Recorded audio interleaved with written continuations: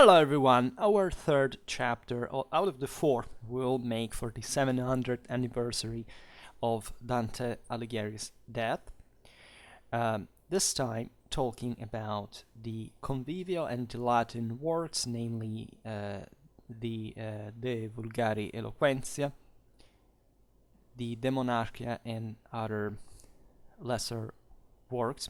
Yes, it's pronounced De Monarchia actually in Latin with the accent. It's like the people say commedia, but it was actually commedia, right? And all these are some kind of linguistical finesse. Not even because it's not true like in the modern Italian, and well, for the Latin it was another thing, but still it's important to remember these are different times and places. And also Dante was properly creating here a language, if you want, not out of scratch, but as a literary one, right? So starting to talk and define, and there is properly a moment of linguistical creation that was occurring at this time, especially in Italy, because as we have explained also in the other videos, Latin had remained for a longer time the default literary language, right? That is to say, people spoke vernacular Italian, and in fact today we will observe that with the De Vulgari Eloquentia and the very advanced modern thinking that Dante had of such, and you know, the same Dante being with the comedy and the other vernacular works properly peaking, right?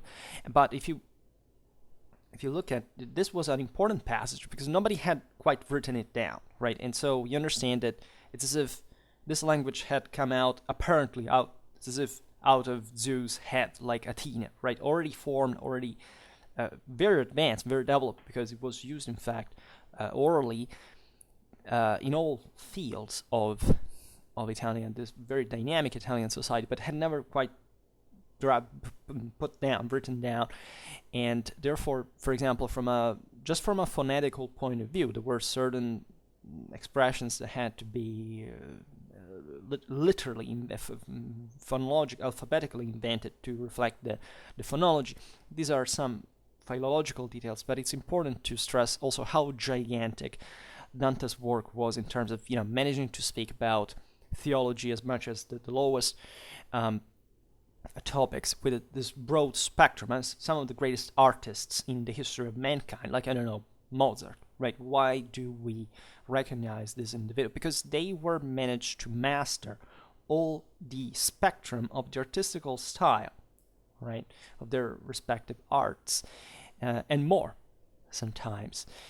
And so these works we'll be commenting on today are somewhat heavy, right? But they expressed, in fact, theoretical problems aside from the people think we expressed this in the first video about Dante as the poet, right? And we have explained in his biography that he was hardly just a poet. He was a politician. He was an ambassador. He was a knight. He was also a moneylender. He was a lot of things, right? And it was definitely, from a literary point of view, not just a poet, but also a political theorist, a linguist, and much else. And that's the comprehensivity, let's say, the dramatic civilizational synthesis of medieval culture of the time, but probably the mental capacity of encompassing all of this in one, right? Dante is already anachronistic for his own time, because he would have fit perfectly into the peak of universalism, like one or two generations before him, right?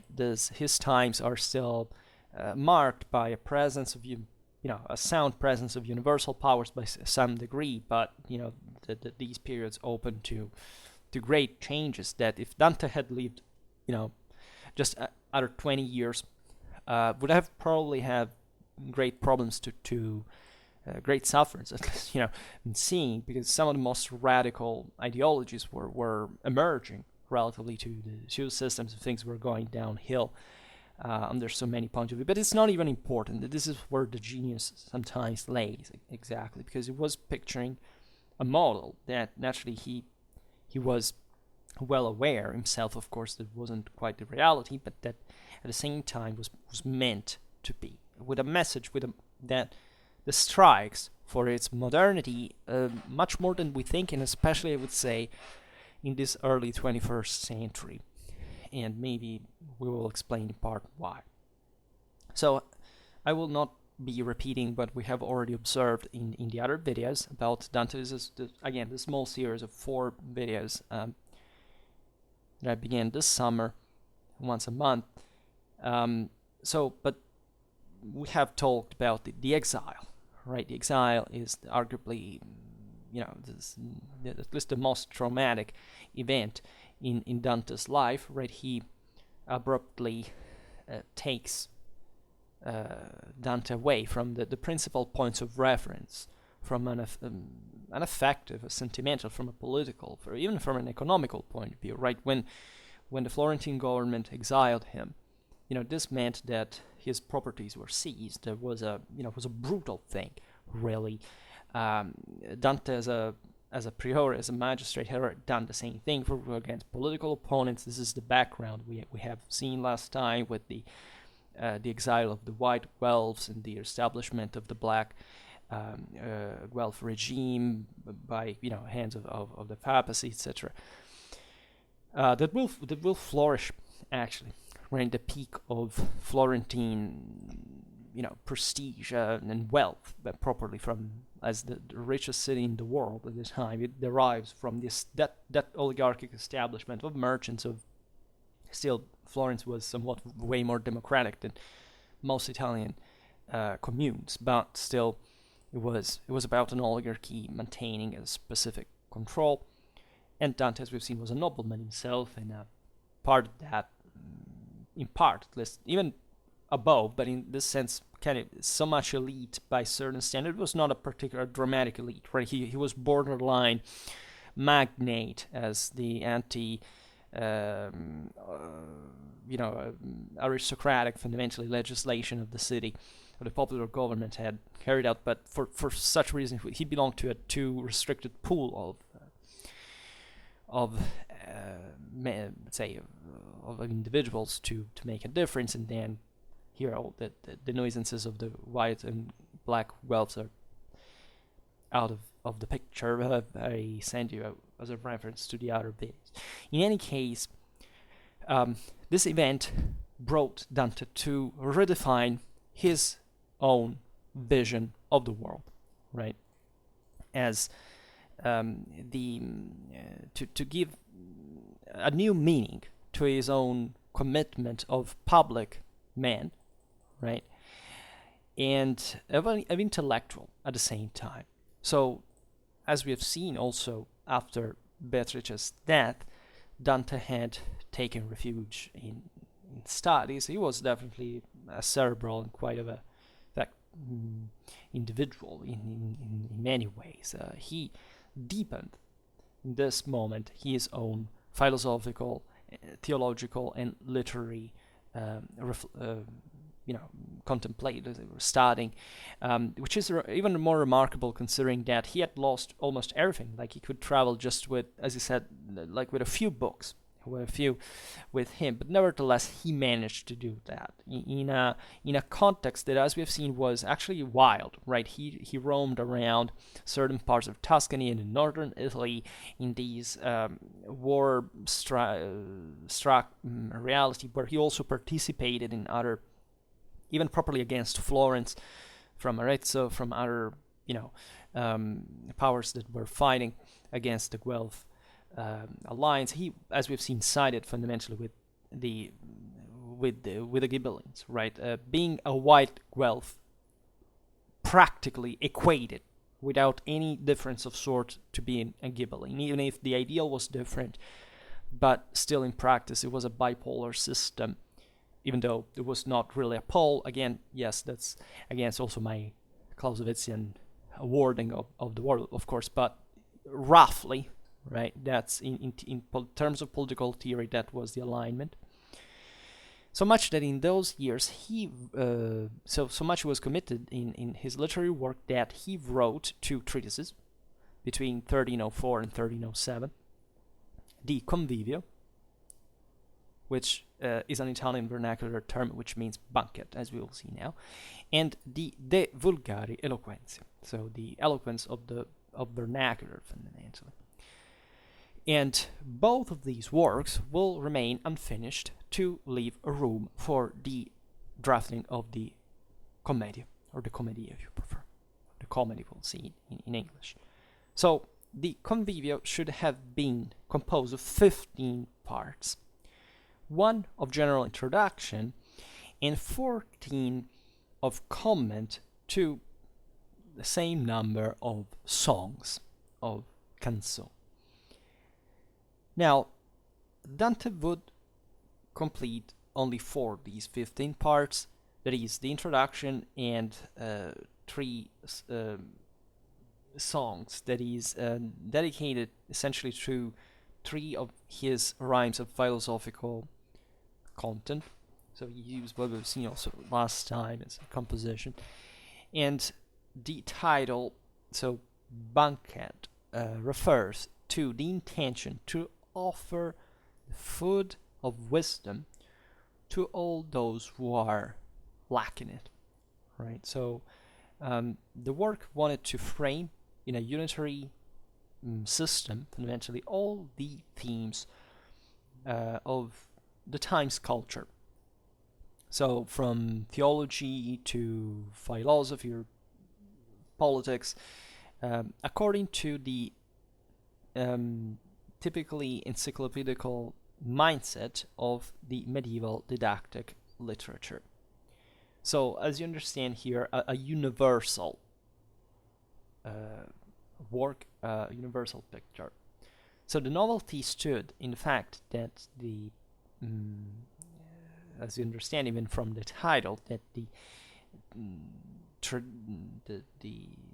arguments traditionally dealt with in Latin and thus reserved to a thick circle of erudites, fundamentally, and mainly clergy, were treated in vernacular. For a wider audience of, as Dante himself wrote, princes, barons, knights, and many other noble people, not just males, but females, right? That are many. Here it says there is the gendered multi, and before actually he writes, because it first says males and females, but it says that are multa, that is properly referring to the women first now, and multi, so to the men. There are vulgars and illiterate. Now, I don't I don't know if you realize what's the modernity of such mindset, right? Because it's not much the fact that certain literature was obviously already, open to women in many contexts, not just this one, but in other places, in Europe or in the world.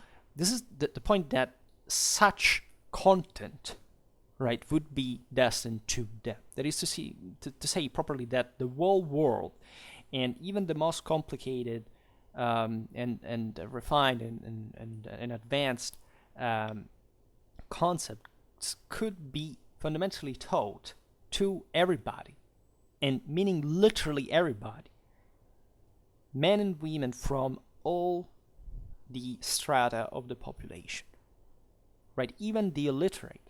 Right, so obviously there was a lot of oral tradition in this context as well. So, but it's so that books could be read, right? And this was done. Right, it was a great and unfortunately lost, as you understand, oral tradition, in fact, but properly feeding itself of public lectures that were quite common. Right, so people went listening, and it's not a surprise that a person from Florence would actually come up with these concepts, because there was an important spread of literacy in at this point. We will understand that here Dante is not talking just about Florence, but he's talking mostly about Italy in general, but the thing goes beyond, because of course the thing was written in Italian vernacular, so that's the point, and we will see now, especially with the vulgaria eloquenza, what this meant.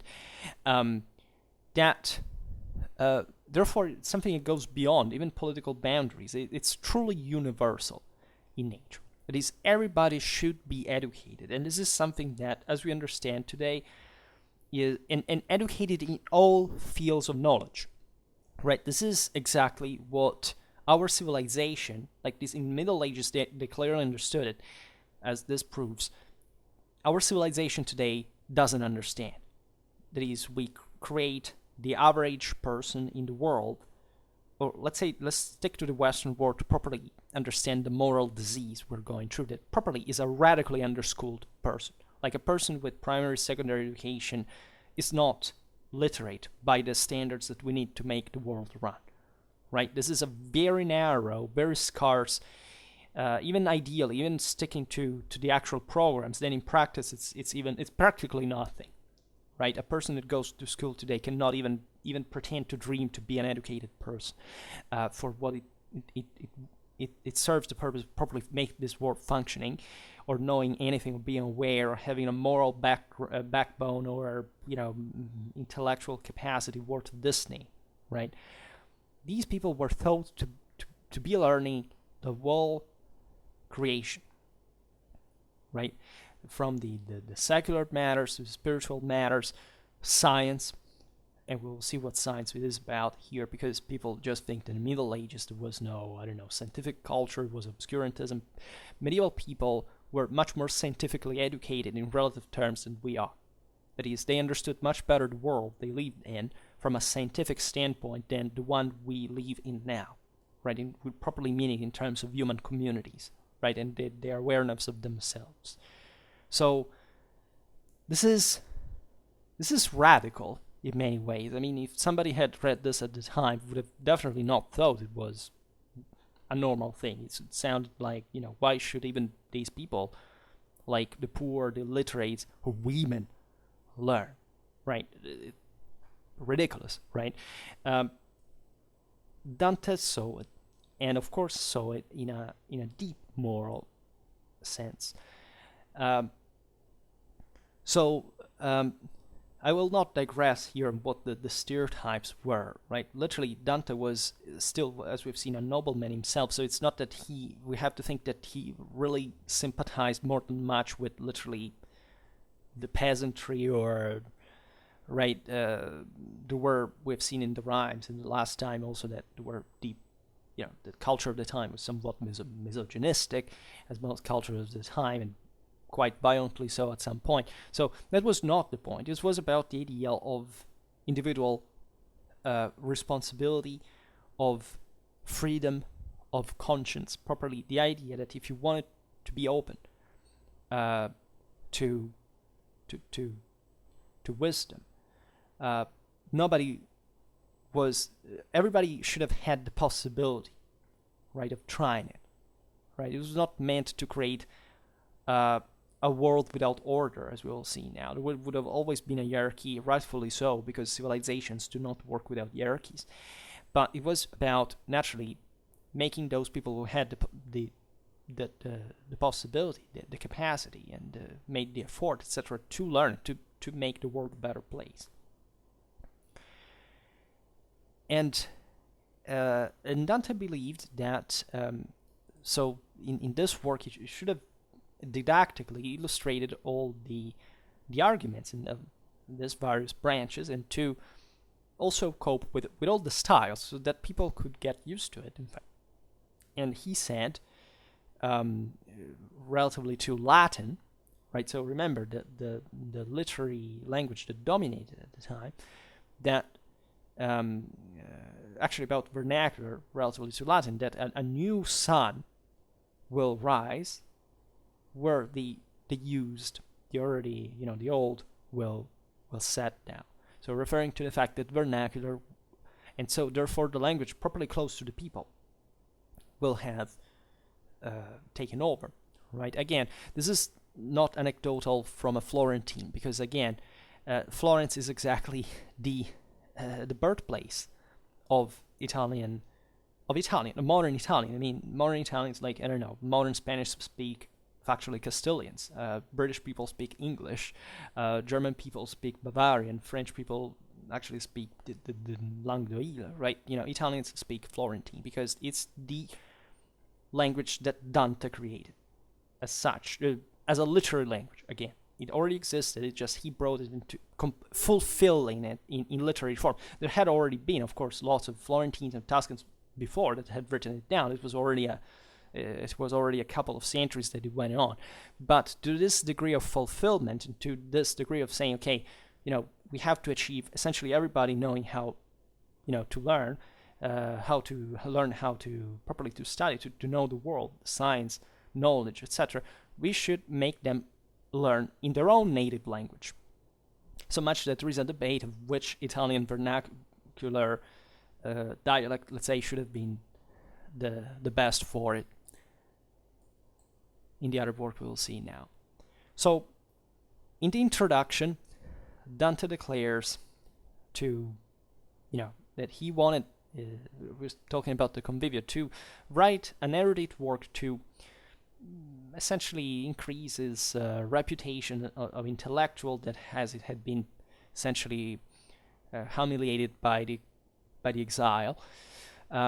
So to be known also outside of his city that he had abandoned.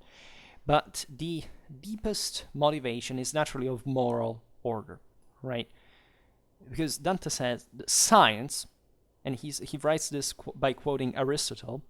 So always remember, this is the scholastics, right? This is the peak of medieval civilization. Is rationalistic and scientific in nature, right?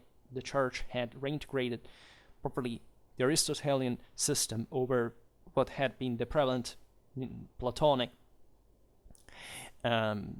deal since St. Augustine in the West.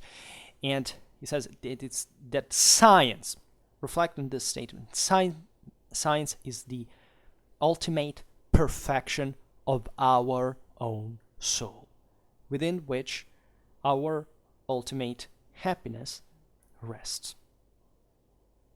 Right, so now I will not digress on the obvious realization that religions are some of the most radically scientific, religious texts are some of the most radically scientific works existing in the history of mankind, that of course today we study, serious academies study the Bible under a scientific point of view. That's the theophobic and kind of atheistic background we have, inflated since the second half of the 20th century. Is just pure nonsense from any kind of scientific point of view, and that this has nothing to do with needing to be a theist. This is just about being a scientifically literate person, and also knowing what history is, knowing what politics is, knowing what society is, even war, right? So it's not a surprise, of course, that all advanced civilizations produce something more, nuclear in terms of moral point of reference, with a hierarchy, with a moral code, and that what we see having happened in the second, from the second half of the 20th century is not at all an education of the masses, but if anything, the provision to the masses to the elementary tools, literally to know how to read and how to write, and of course, with no possible mass standard of capacity to actually have a real education. A complete one, a comprehensive one, both from a scientific and humanistic point of view. That's completely out of the reach of properly the moral intellectual tools of the average Westerner, and therefore these people believe actually are even more dangerous because they have the tools to express themselves, but they have no idea what they're talking about. So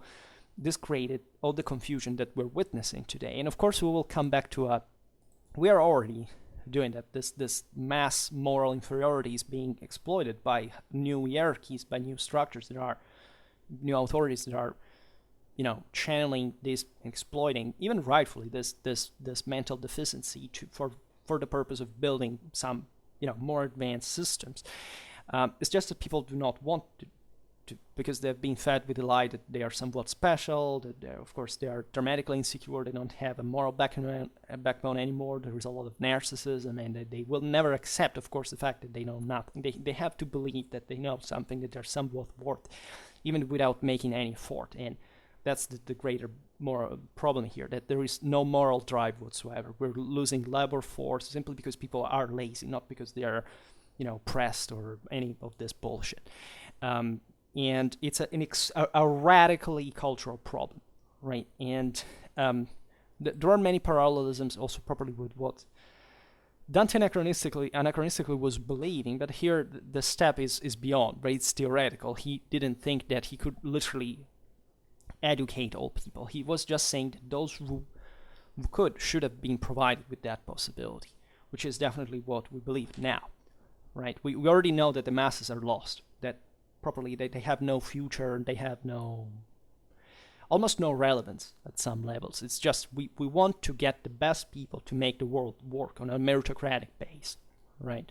While people are killing themselves because they think that race or gender has anything to do with this. And that's, in fact, one of some of the deepest declarations of radical moral, intellectual, and educational inferiority that we are witnessing in our world right now. And again, it's right to exploit, of course, for our own interest. And so spreading knowledge, according to Dante, means to fight against the disorder that oppresses humanity. In fact, this complete moral disorientation we've just illustrated, and to call it back to the true aim of its own existence. Dante is a perfect Christian, and he perfectly believes in science, because they mean the same thing. The Logos is one, right? And such a task can be carried out only by an incorruptible and essentially unselfish erudite, right? Somebody who fundamentally, as he says, shall not be friend of wisdom for his own personal gain, right? Just for some kind of secondary aim, such as he says the lawyers, the doctors, and almost all the clergy. But he has only to uniquely point to induce the man to science and virtue. This is also an ideal, because Dante knows perfectly well that, but he's always obviously talking about himself in this case. Original sin is there. Humans are always rigged in a way, but still, that should be, again, a model. That should be what you have to tend to, right? So for the practical purpose, of course, things have to be done the wrong way, right? But it depends on what you want to achieve in this regard, right? Remember, Dante sentenced to death some people because he really believed in the rightness of such actions. It's this rightness passed through individual judgment, not through some abstract, moral standard that could not quite be seen, right? The pillars of Western civilization in the great cultural traditions that Dante embodies himself, the Bible, classical literature, but also those folkloric values of Europe, of properly of identity, of being passion politically, militarily, etc., are there as a synthesis, and that's what we stem from as modern people, right? Dante is not surprisingly the voice of medieval civilization, and one of the great contributors of the dignity of moral goodness that the West has achieved in terms of human rights, of democracy, of modernity, and with all the, however, authoritative, disciplinary, and civilizational tools that now it seems to have instead forgotten. And you can't have one without the other. And simply because you cannot be a good person if you're not a moral person. And morality is to be cultivated, and it has to be cultivated scientifically, right? Not by wishful thinking that an individual is special just because it's no. And that's exactly the point that Dante is making. Everybody should have the possibility then what you achieve individually is a completely different thing, right? Every human, every life is special as such. But this has nothing to do with the fact that most lives are completely wasted, right? And that happens because of the rigged nature that of humanity, that, however, doesn't have to be incentivated for that, right? So sticking to science and virtue, there are two very classical terms, right? Because we have explained it many times also in the Indo-European religions, like science as wisdom, as knowledge, properly meant. Virtue has to do with something else. Virtue has to do with how much control or responsibility you have over yourself. And sometimes even in a very violent way, right? Because, again, Dante was a person that fought in the first line, Campaldino, almost getting killed as the Aretinian cavalry basically overrun the spearhead of the Florentine formation where Dante was at that point. So they were fighting in part for this, right? Or at least completely for this. Because what is this all if not applied completely to the world, right? That's the whole point also of the Bible, right? That there is no other, like there is this always this double thread, this intimate tension between the spiritual and the secular dimension. Because if there is no moral background, you cannot even intervene factually, scientifically in the world to make good. And that's all the conscience and what salvation is based on. Now, so Dante was surely a sinner his own way. He attributed to himself all this task, right? He thought of himself. Dante was a very weird person, let's say. Weird in very eccentric, let's say better. No, weird, maybe it's not the right, of course, we are all weird in a certain sense. But he was definitely a very eccentric individual, right? He was fiercely municipalist. Damn, he hated as much as he loved, right? He was a very, very secular man, in the concrete sense of the term. But he went on with the construction of this figure will be eventually retaken also partly by Petrarch. It surely stuck much better to it in a sense, but never surpassing Dante's greatness, of course, because it's truly unique and incomparable to any other author. That's a figure of solitary and prophetic individual, as Dante says, quote, singer of rectitude, right? That will, in fact, find its fulfillment in the comedy.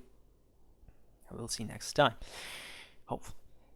And it's highly unlikely, indeed to say the least, that the Convivio can represent a pleasant read for today's readers, right? For the scholars, naturally, it's important, not just because of the passionate elegy of vernacular that opens to new perspectives, specifically in Italian literature, but also for the defining of some of the fundamental themes in the evolution of Dante's thought, right? And in the fourth part of the Convivio, for example, Dante reproposes the still novel concept that the true nobility is not bound to birth, but to, quote, the goodness of the soul, right? And again, this is not strange, because as we have explained in the videos about European chivalry, you know that the prerogative of, the characteristic of Italian knighthood is that was dissociated from noble birth. I mean, it could overlap, but it was mostly based on census because of this dramatic wealth. Dante was a nobleman himself, so it's very striking for him to make such assertion, but still he was being moral about the fact that every human being, as God's not just creature, but properly those who had been entrusted the world to, had this dramatic responsibility that could measure the nobility of the soul. Right, and there are many episodes and allegories, and of course with the comedy we will partly at least see. And also in here, he stated the necessity of the empire as a single government for all humanity, because all the quarrels and violence are birthed out of the individual greed. Fundamentally says, quote, for this reason it's convenient by necessity that all the earth shall be a monarchy, right? That is, the earth shall have a single principality, a single prince, who, by essentially possessing everything and not think about the logic, not thus being able to desire more, he will have to maintain the kings happy within the boundaries essentially of their own kingdoms, so that peace can be among them. This is the sap of Dante's political view, and it's beautiful, right? It's naturally philosophical understanding. It's the idea that the emperor, at that point, should, by being universal, should be completely satisfied by the same. But of course, as a medieval man, he knew that the empire, wasn't just like a totalitarian state. There were other communities.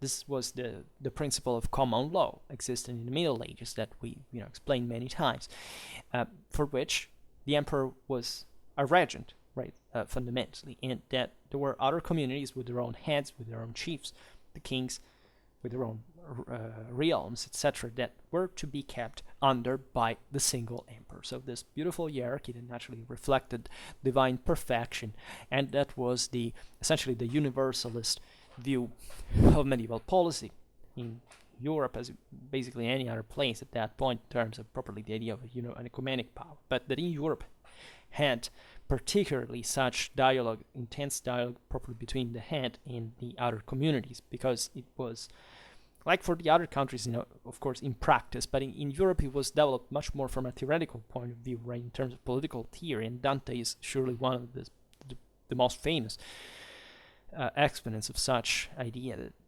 that civilization is born out not just of a passive obedience, but of course to a always a dialogue within the community, right?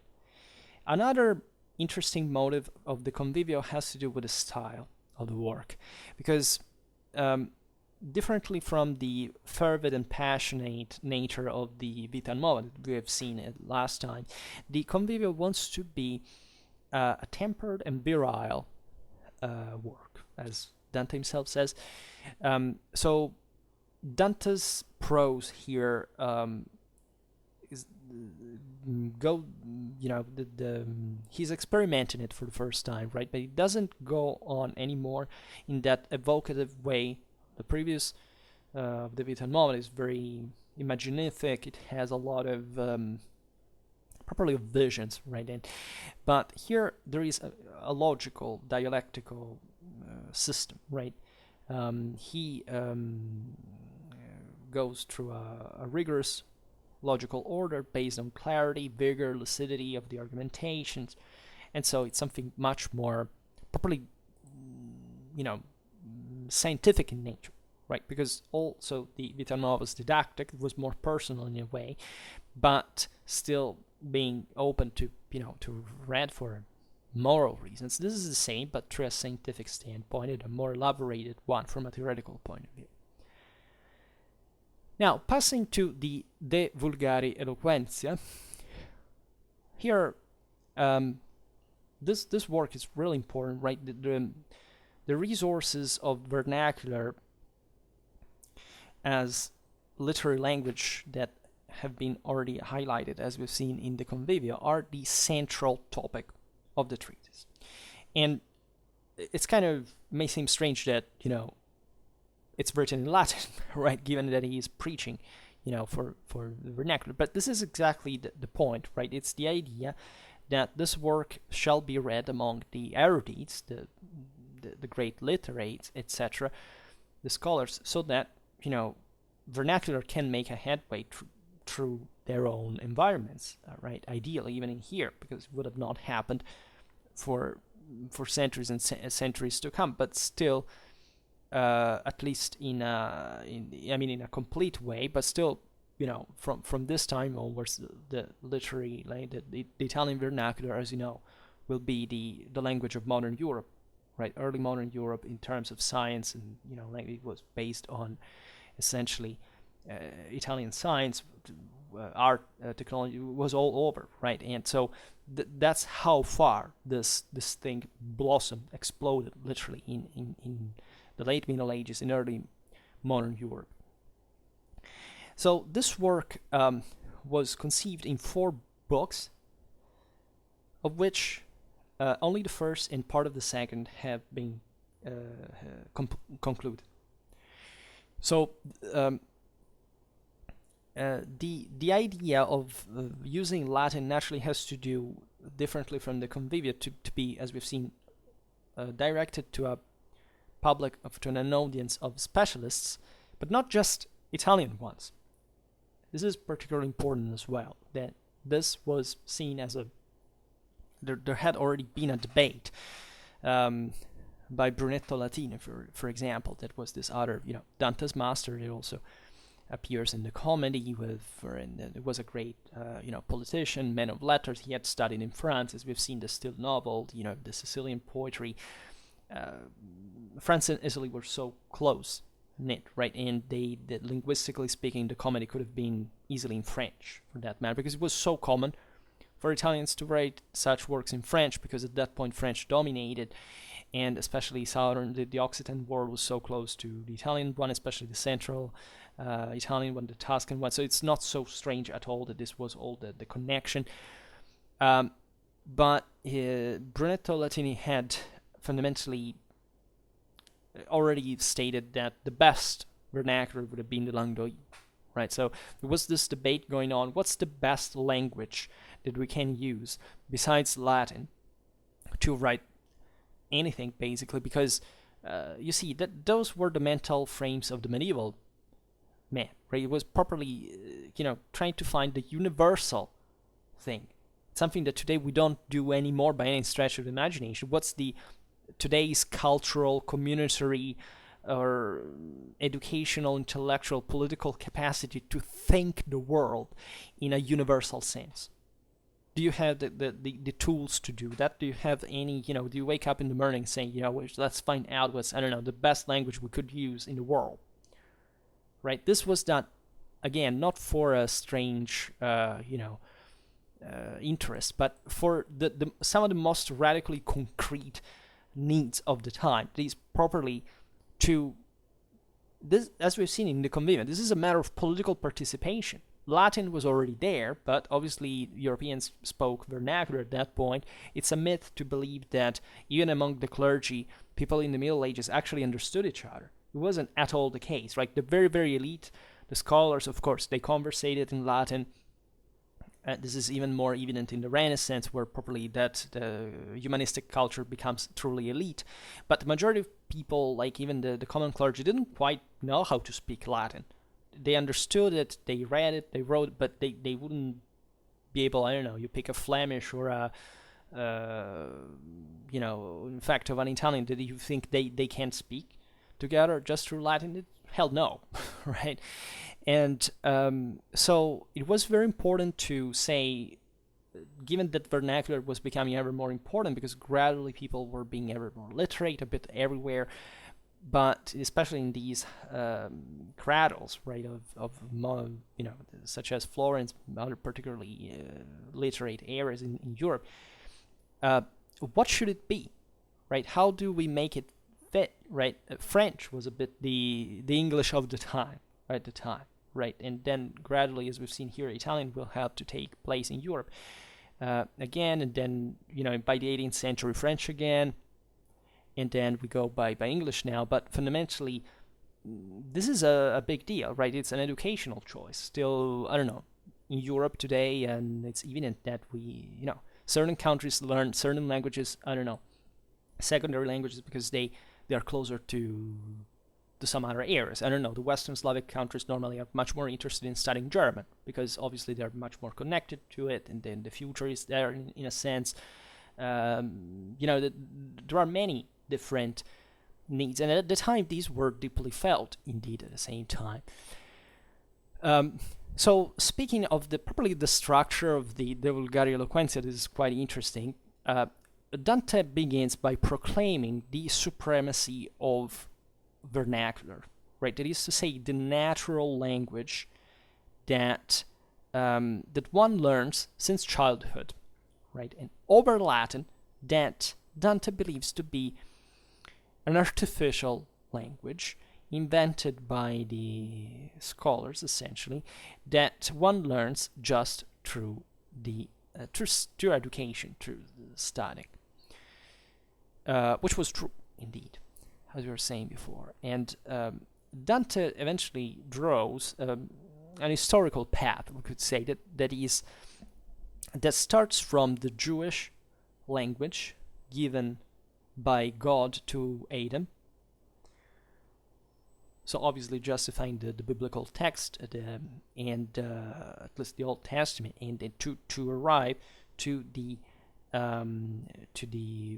biblical episode of the Tower of Babel that causes the linguistic differentiation, why peoples spoke. So everything was, think about in medieval times, everything stemmed from the Bible. So that is, when did certain things begin? You read the Bible and you find out. So that was how the same Bible had explained why different peoples existed, different languages were spoken.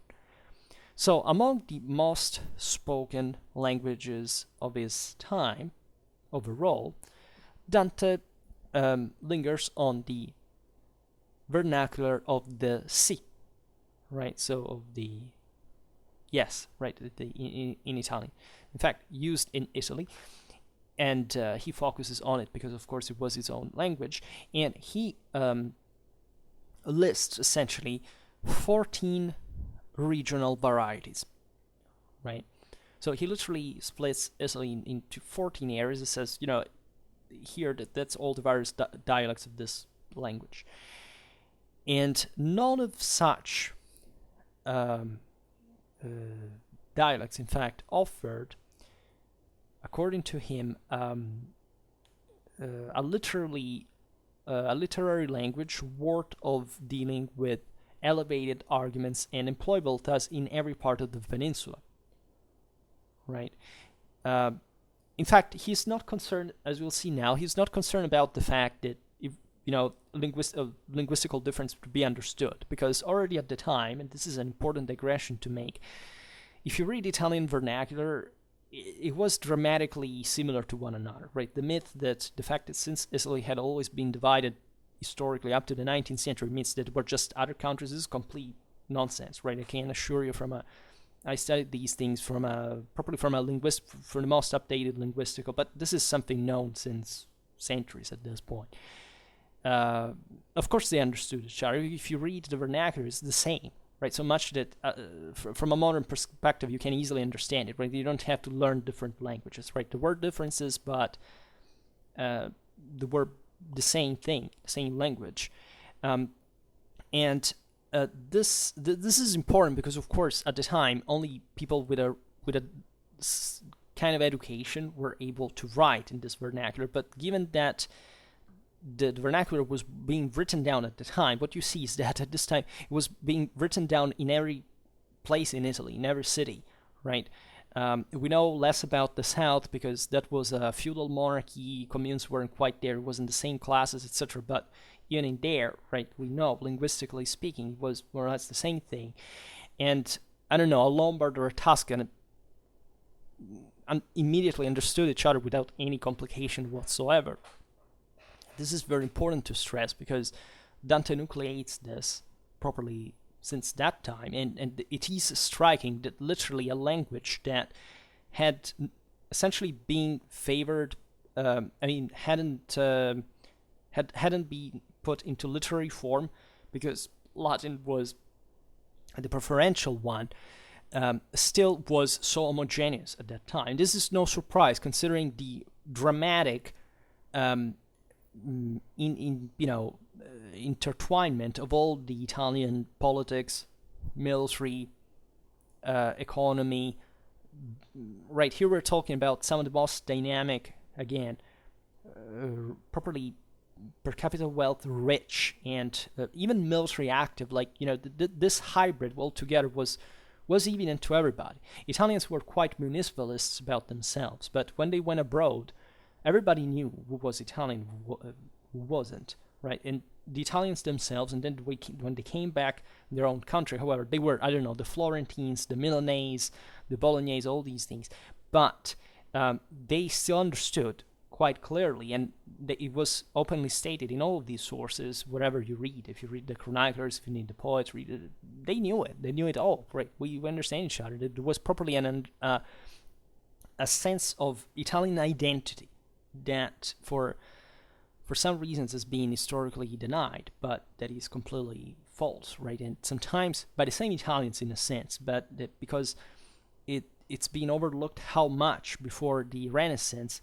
So the contraction of it towards a more elite model, these peoples by the beginning of the 14th century, at this time, what was much freer from terms of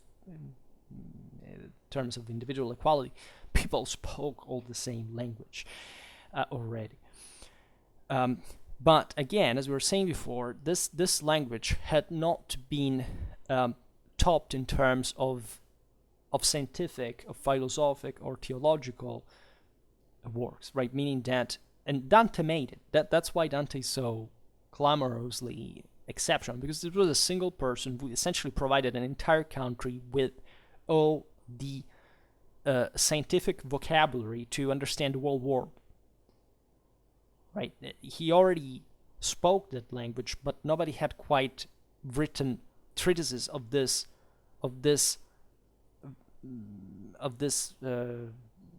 importance and this height, we could say properly, in that language. I don't know, they preferred French, they preferred Latin, right? So it's important that vernacular had never been used for writing such developed works, right?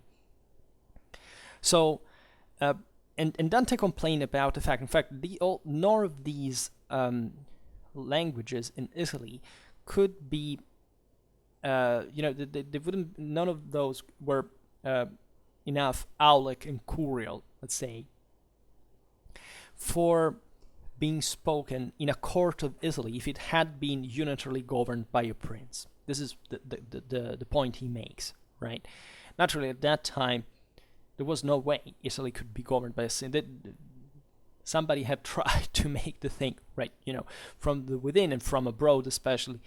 And part of the reason why we're talking about Dante in the first place is that in other minds like his is exactly this situation, right? So it's almost a paradox that Dante complains about, the lack of a unity that would have actually brought down instead some intellectual capacity, just like in southern Italy was occurring, right? Because we don't have the same documentary production, literary production in the south as much as in the center and the north, exactly because the south was under a single monarchy, the north was practically completely free of any control, and it was the cities and the citizens that ruled there. So but because such unitary language does not exist, it occurs that such dialect, let's say better, that this thing of which everybody could agree on fundamentally, to be stylistically the one that remains, that in order to create an illustrious vulgar, as Dante says, had to cooperate the most valid scholars from the various parts of Italy, right? This is an incredibly modern idea, because fundamentally, as we were saying before, even though Italy was not unified until the 19th century, an Italian literature had literally become European in scale, right? So this is an enormous paradox, right? You would wonder why there's no other country in Europe that had this capacity, right?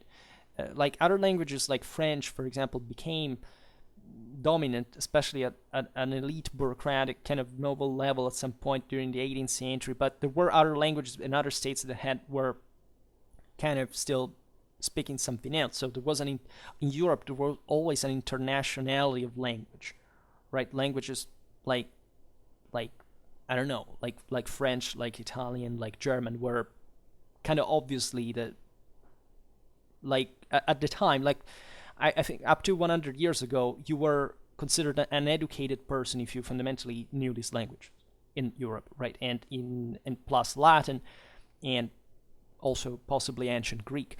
Um, so that's another story. But fundamentally, this is paradoxical that there was no such thing like a unitary Italian country, but that its language was essentially overflowed, not just within all over Italy, but even abroad on a continental scale. And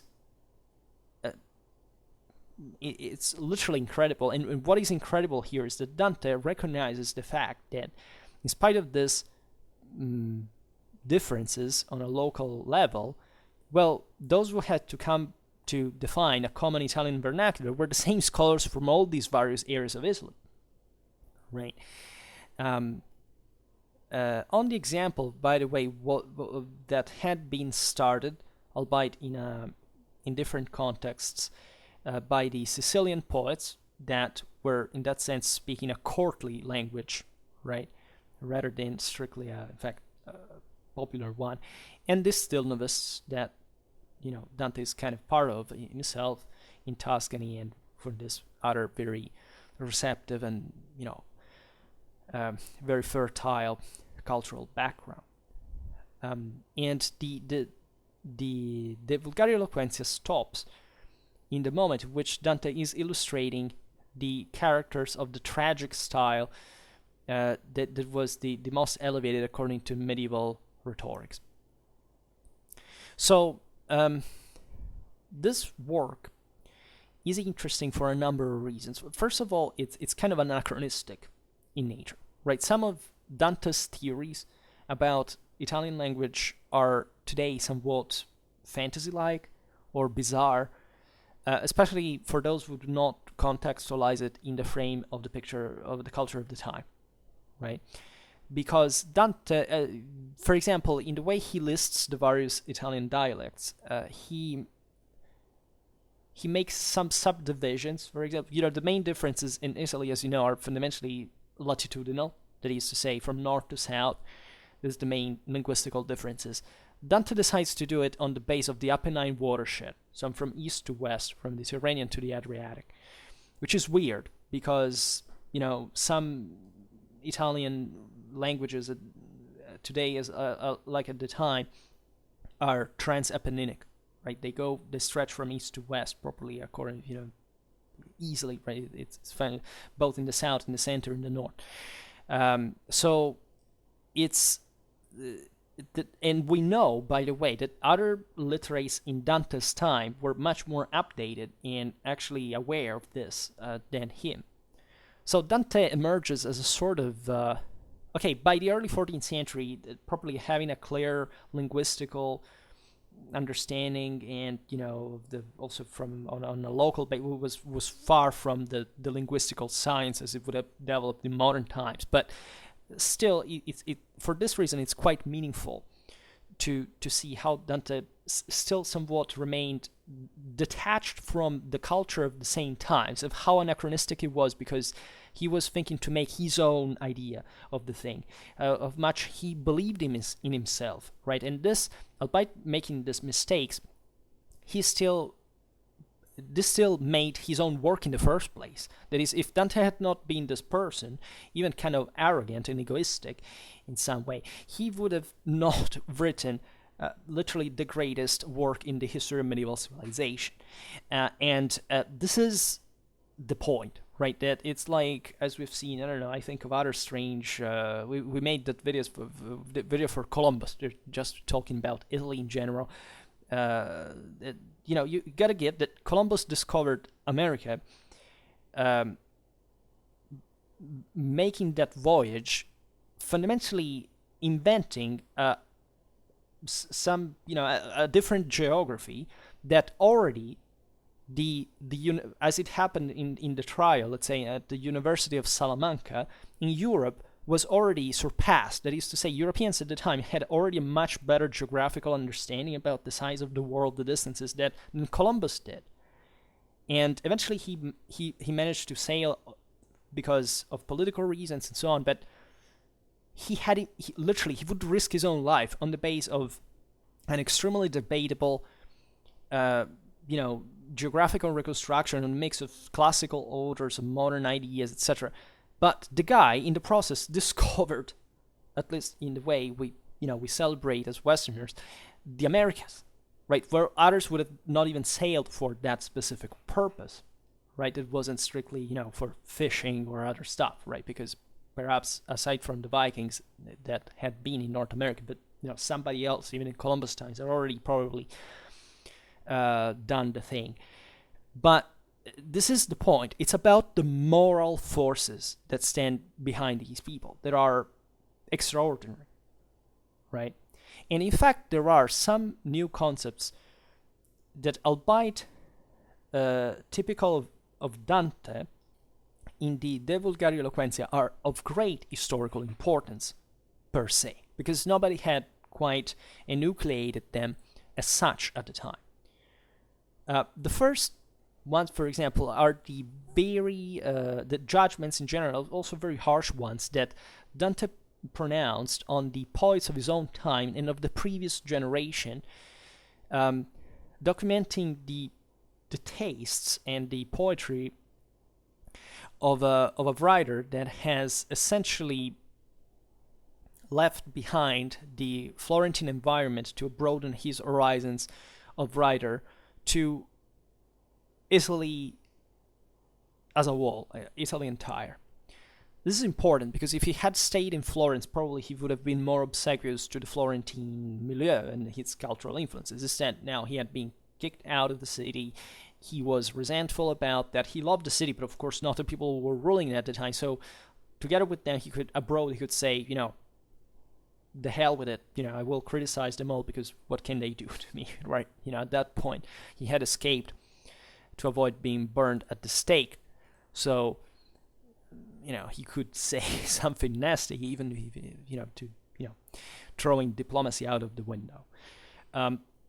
Another element is underlying the relation between the linguistic and political unity of Italy, and the thesis that an Italian language should be born out of the contribution of different dialects, right? That will be, in fact, in Italy itself, at the center of the debate of writers and intellectuals for all the rest of Italian literary history, right?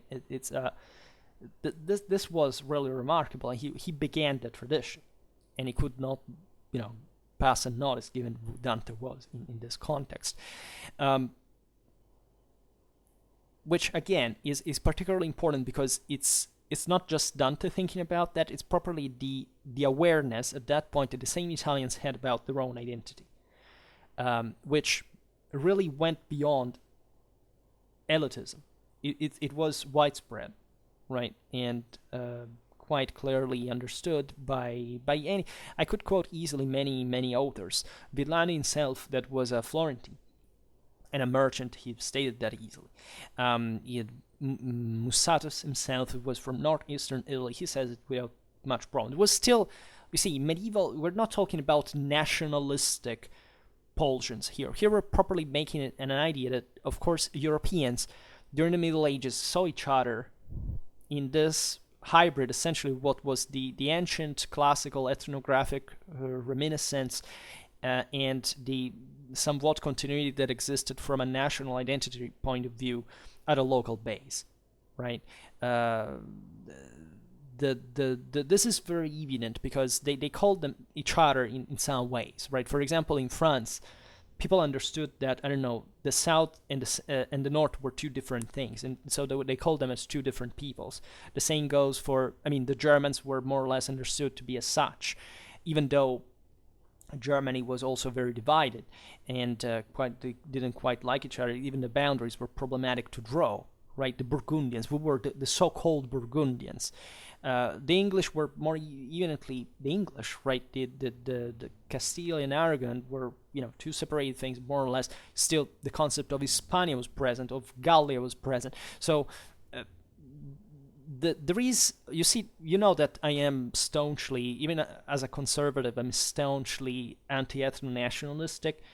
But this is exactly the point, that many people that want to be ethno-nationalistic tend to dismiss any kind of national continuity in the identity of a people, which is radically wrong, right? The narrative that you will hear sometimes is that in the Middle Ages was nothing like modern national identities. It was just a nationalistic, statalistic invention in the 19th century. The Middle Ages were no such thing. Absolutely wrong. This is absolutely wrong. But it's not wrong because it's a matter of personal opinion. It's literally because the sources of the time state it quite clearly. And from positions that are, again, are not classicistic or humanistic or, kind of elitistic. They are literally, I don't know, a merchant like Villani, a magistrate and soldier like Musadas, or like people who lived in the world and that were, by the way, very much in contact with the rest of Europe. Italy was easily, central northern Italy was the most the country that had most relation with the rest of Europe than any other European at the time. Right, Italians were literally everywhere in Western Europe. And they, finances, it was all intertwined with Italian banks, France, England, all the various wars were all financed by there were enormous Flanders with the trade. It's enormous. We made lots of videos about this, and everybody recognized themselves as such at the same time, right? There were maybe different terms. For example, Italians were called Lombards still, mostly north of the Alps, because that had remained, in fact, the historiographical term to say that, I don't know, the Lombards were the Longobards initially, and Italy was almost completely conquered by the 8th century by the Longobards, and, I don't know, an Italian is a Lombard also, I don't know, in Arab, for the Arabs, everybody coming from Italy was known as a Lombard. Right, so, but that stresses, again, the unity of that, because there is not a different terminology that is used to say that was a Lombard because, I don't know, was in Lombardy or in northern Italy and the others were not. No, they were called like all as one like that. So these are very interesting topics we never discussed, but for other countries as well, they're very, very interesting. We should cover them. And it is such historical awareness that makes us Europeans. Because if we draw boundaries as if, this is the contemporary era, this is modern era, this is the medieval era, and this is the ancient era, we're not able to see it diachronically or comparatively, we're done for. It means we know nothing about our own history. And unfortunately, this is the case for most Europeans today. When will we start a European school finally? I don't know, but I hope we can work for this. I try, maybe not very... humbly, like Dante, maybe, to say that we should, and that this should be, even a channel like Schwerpunkt should be a first step towards it. So the other work that is in Latin is the De Monarchia. That is also an elite work. Right, for the scholars, for the erudites, of the time, of Europe, by the way, in Europe, and always remember this, that since the Carolingian reform, Europeans read the same thing. Western Europe, the Latin literature is the format of the manuscript, the scripts is a properly European thing. Right? Okay, it's Westerner because, of course, it's the Orthodox world was something else, but comprehensively, the majority of Europe worked through a book that, again, for those who could read, and Latin was read everywhere, right? And we know it dramatically well, just through the literary history. We've seen before, how much French literature was in Italy at this time, and much else. Now,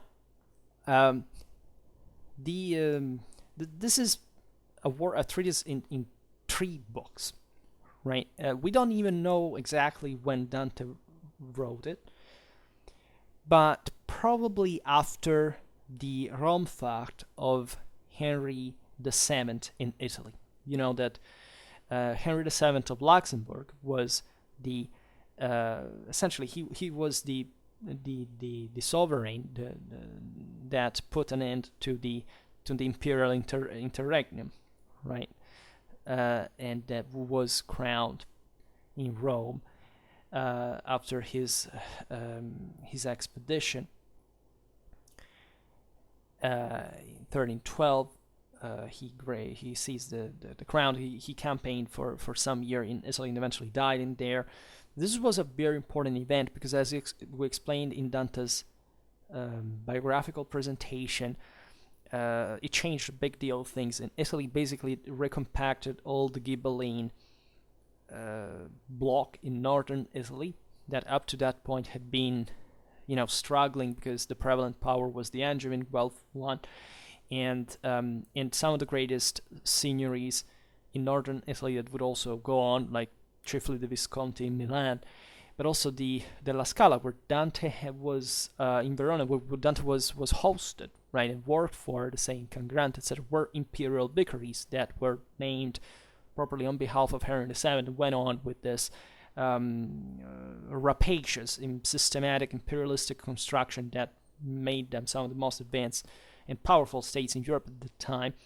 Literally, the second military after the Kingdom of France was the De La Scala one by the 1330s, right? And I presume most Europeans don't even know what the De La Scala were. But in any case, this was a big event as Dante interacted with the sovereign, right? He was in Verona at this time, exactly with Cangrande, so the emperor was there. Dante wrote for him. There was properly a deep connection at very high political levels between these individuals, and Dante represented, a faithful, Ghibelline at this point, right? Albeit he was white Guelph, but factually, at this point, he lived within the Ghibelline milieu. And in this work, Dante deals with the topic already touched in the Convivio of the universal monarchy, that, as we've seen, was the big deal of the time in the first place. And he launches this passionate offensive against the theocratic thesis that had been formulated by his arch enemy Boniface VIII,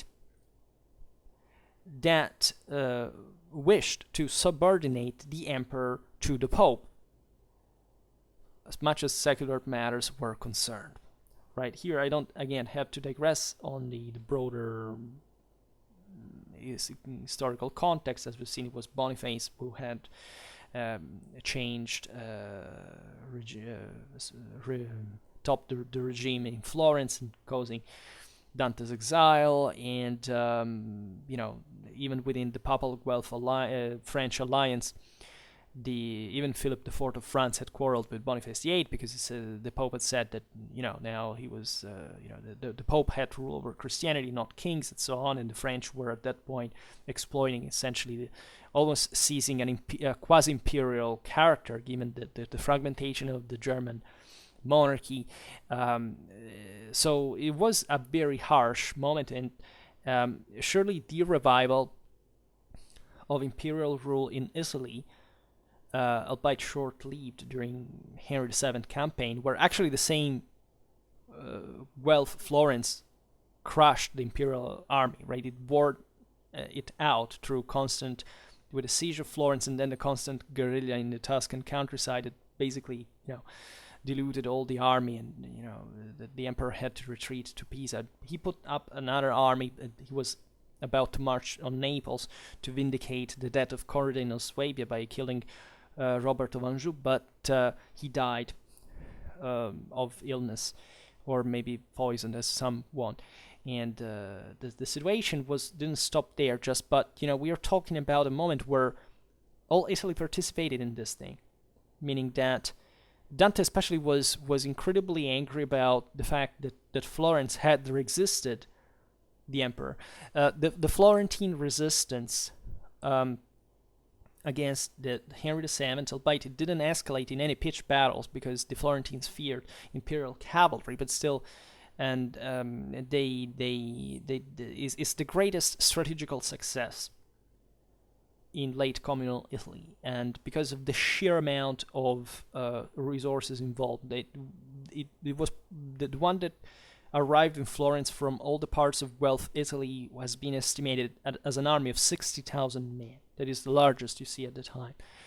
Of course, it could be supported by the city, so it was not quite like an army integrally, but still, it heavily outnumbered the imperial army itself that had to retreat at some point. It was disastrous. That's a military history we have to tell, because it's really beautiful in insight, as properly from a military point of view. Enormous resources and dramatic lessons in strategy. So he was, you see, everybody was watching that, because if the emperor had won, it would have changed European history forever, because basically the kingdom of Naples would have been reconquered by the emperor, by the Holy Roman Empire. The whole French papal axis in Italy would have been shattered. This would have created huge problems in France, and who knows whether the English or whoever would have exploited those. It would have been radically different, right? Henry VII died, and people say, Henry VII did nothing. Dante had deluded himself, this thing, but imperial strength now was to decline irreversibly. Bullshit. Especially in the first decades of the 14th century, things could have really been settled in another way. So much that we know from certain letters of the Kingdom of Naples, it said that King Robert at that point didn't have basically any army to oppose to the Imperials. That had levied an enormous army. We're talking about the tens of thousands, even after the plague and the siege of Florence that had basically wiped out an entire army in the process. They managed to rebuild them. And this was mostly thanks all to Italian money and mercenaries at that time. It was so radically intertwined with all European history, this is embarrassing. And Dante was there. Dante was in Verona, was in northern Italy at the time, and it was naturally, at this point, there were wars going on also between Verona and Padua. So everybody was involved in the thing. So in the De Monarchia, Dante states in the first book, with similar arguments to the one exposed in the Convivio, the necessity of a universal monarchy. Right, that was the deal. The emperor has to rule in a way or another, and this was necessary for safeguarding justice and peace. So whoever would have opposed him, that's why he was so triggered by the Florentine resistance, because his own city had not recognized that the universal power had to rule. But there were much more concrete reasons, as you understand it. The fact that he could have come back triumphantly there in Florence, at that point endorsed by the imperial, the emperor himself. It would have been just think about that. We had Dante's life, and the world's history accordingly could have gone, had Florence become Ghibelline in a completely different way. Like, we wouldn't have properly the Renaissance that we know. All this literature would have been completely different. There would have been completely different ideals reaffirmed properly in the European political balance and universal powers. It's very fascinating. But in any case, in the second book, Dante demonstrates that God has chosen for this function the Empire of Rome, destining it to legitimately govern humanity. Of course, the Holy Roman Empire is the Empire of Rome. Now, in the third book, he also states that the emperor, such as the Pope, draws his own power directly from God. This is particularly important because this makes the two authorities distinct and independent from one another, right? So what had been the struggle for in the investiture controversy, right, was that there should have been no medium between, say, the emperor and God, as much as between the Pope and God. This is the white Guelph ideal, if you want. That is to say, a moderate idea of the fact that, in theory at least, papacy and empire had to be completely independent. That is to say, their legitimization didn't have to depend on one another, right? They should have just cooperate, they must have cooperated, to be more precise, for the realization of the two ends of humanity that pertain to them, respectively. That is to say, the earthly happiness, right, to which the emperor is proposed, and the celestial beatitude, that is, of which the Pope is in charge of. And this is particularly important because naturally Dante was very radical for the political reality of the time, meaning that the papacy at that point was incredibly powerful. It had already defined a lot of prerogatives for the church, for the Roman Church, also territorial ones. That there was no way at that point the Pope should have not. It could have not. It might have not been just a secular power. A spiritual power, and the emperor a secular one, strictly meant, right?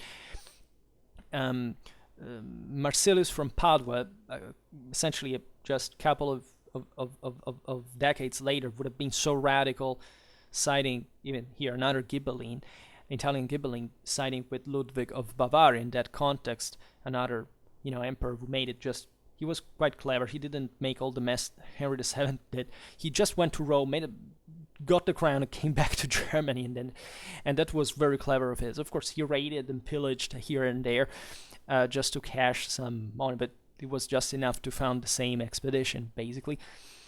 But at that point, Marsilius stated literally that every kind of papal secular property was theft, and therefore the current papacy was fundamentally a satanic institution.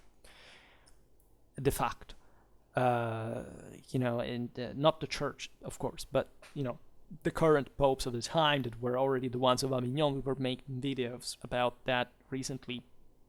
Excuse me. And it was a very embittered ideological situation at the time. But Dante was somewhat more moderate. He wishfully hoped, of course, that the two universal powers would have been independent and just cooperating for, mutual assistance. See, in practice, an emperor that would wisely govern humanity, keeping at bay the greed of the individuals, and a pope completely intent in the matters of the spirit, that he wouldn't involve himself in political matters. So all this on the irreversible, let's say in the background, of a reversible political and moral crisis of the two universal institutions that were bitterly criticized by Dante himself, right? So obviously, this was a utopia, modeled on the past and embellished with fantasy, more an hypothesis that concretely practicable. Nevertheless, we have to understand how important this was for the mentality of the time, because, again, there was no other way this could factually be, right?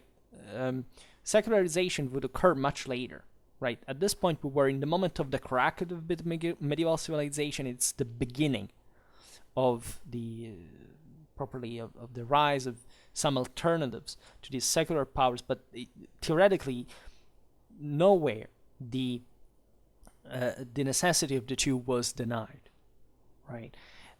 This went on throughout all, basically just in the second modern age that this concept begins to be properly rejected in a sense, but for obvious reasons, in a way, the Reformation, even before, of course, had properly criticized not the church, but essentially the papal primacy. So that's yet another thing. But this was still believed in the sense that there should have been a secular rule and a spiritual rule, right? Unlike today, where fundamentally it's just it's completely lay-sized, but without fundamentally any kind of of authority of reference from a moral or scientific point of view. at least one that actually works for defining, a universal, a global standard.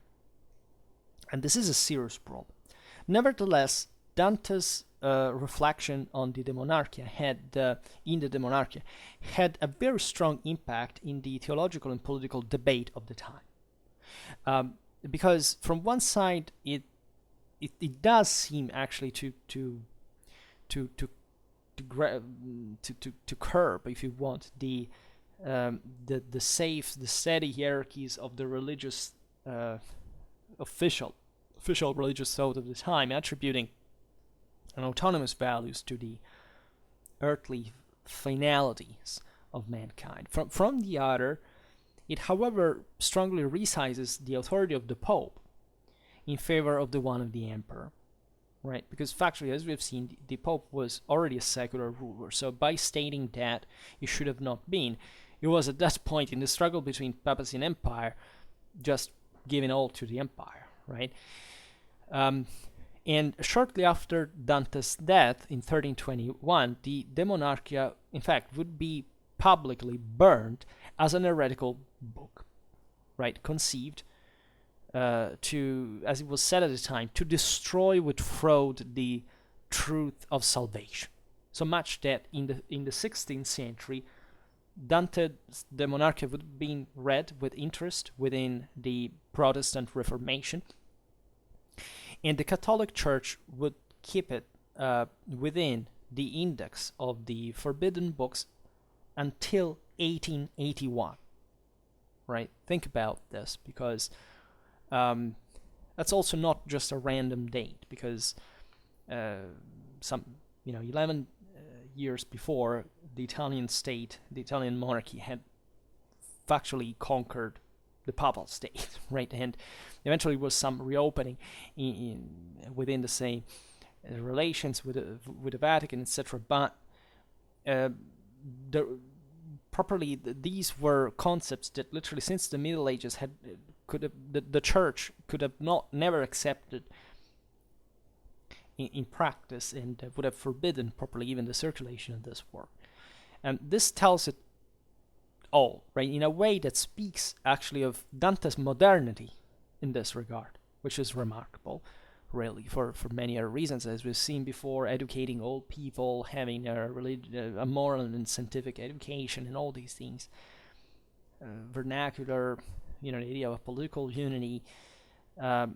These are really advanced thoughts, right? That, however, still belonged, as we've seen, inherently within medieval civilization, that seemingly were not capable to even replicate anymore from our allegedly more advanced standpoint. Speaking of other works in Latin, there are several actually, but let's say the most interesting ones are the 13 letters of the period of the exile that are destined to illustrious recipients, and that are composed according to the elaborated rules of medieval rhetoric. And the most meaningful ones are definitely the one of political content, right? That have almost a kind of prophetic, as much as violent tone, right? Dante had become a sort of vatus, right? It was a sort of still within the European spirit, this idea, this speaking, if you want, inspired by the divinity, was something that the world had to know. And this was also, in fact, a religious and political, but military need. As we've seen, Dante was supporting some of the most military active leaders of the time.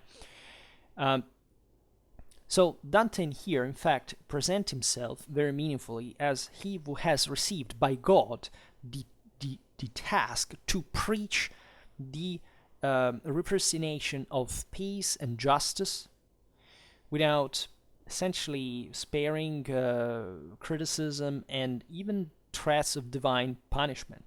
So Dante here was definitely a very interesting psychological profile, because literally think of being, here it's not very different from something, I don't know, think Jeanne d'Arc or Caterina from Siena, or some great individuals who were literally speaking on behalf of God, right, and intervening in very concretely political matters. So that's how deeply felt such moral standards were at the time. There is also a letter that has been very debated in the originality, at least, the fact that Dante's autography, that is the dedication of the Paradiso, of the paradise of the comedy, so literally 1/3 of the work, to Can Grande della Scala, so the Lord of Verona that had hosted him. He was a true Maecenas, he was a man of war, he spent literally his whole life on horseback. There are beautiful, funeral monument on horseback as a knight, in the Scaliger's Arcs in Verona. And this letter, but he was very much also kind of a sensitive man, right? He really cared for art, he patronized lots of artists, Dante included, also because it was an important political poem in this regard. And this letter is very, very important because it describes the structure of the comedy and the meaning that the author intends to attribute to it, right? So this is powerful because fundamentally, yes, we have the comedy, thank God for Western civilization, but this is even more, and that's why it's debated, because people say, but was it really, right? Because Dante became a celebrity in a way, right? His work wasn't so widely famous until the mid-14th century, when Boccaccio began to make lectures in Florence about properly the comedy, right? There was the other Italian authors didn't really get immediately what Dante had been, but of course there is, like, what we see from the sources is just what arrived to us is the tip of the iceberg of a enormous, to say the least, documentary production. And who knows, in fact, the greatest grail for every paleographer, every medievalist, is to find Dante's autograph, which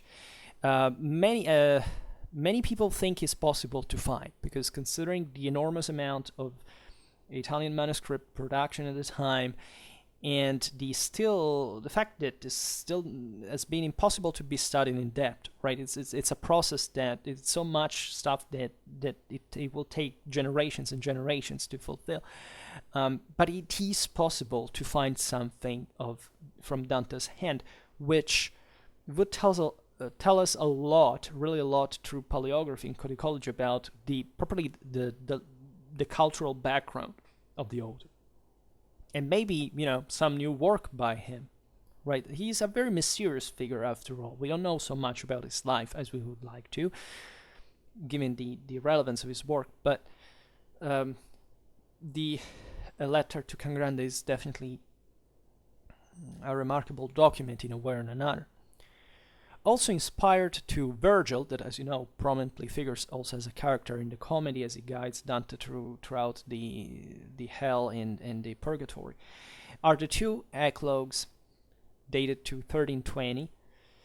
They're essentially pastoral compositions in Latin hexameters written to answer to a Bolognese university professor, who was Giovanni del Virgilio, that had invited Dante to abandon the vernacular used in the comedy to write a poem in Latin that could be appreciated by the scholars and that could gain him the crown of poet in the Bolognese studium.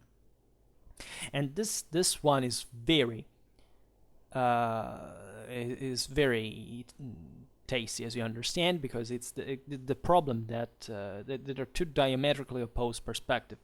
Bologna at that point represented, as explained many times, it was the most important legal study in medieval Europe. It was properly founded on a sound tradition that at this point was becoming a bit sclerotic, frankly. properly for the prestige of the Bolognese studium per se. And then, of course, it was all about Latin because, it had essentially recovered Roman law and specialized in this also Latin philology and all. So the comedy in Italian was perceived as like, what is this, right? Why you should write it in Latin, man. That's all what the greatest elite of Christendom reads like. And Dante instead states his own intention to obtain glory exactly with the commedia in vernacular. And in Florence, he would have instead made a good display of his Latin, just because he, of course, mastered Latin himself. But that was not the point. The point is that the comedy had been written in Italian exactly to provide to everybody that kind of spiritual journey for salvation, that in which Dante condensates basically all the knowledge of medieval civilization in an irreparable work that stands at the pillars of Western identity, culture, and basically everything that it's represent for us. And in the same year, 1320, participating to one of those disputes in which philosophers and theologians, quoting Aristotle like crazy, discussed publicly on the most different arguments to stress how much scientific debate was hot at the time. He espoused specifically in the church of Saint Helen in Verona. It still exists. It's a nice little church.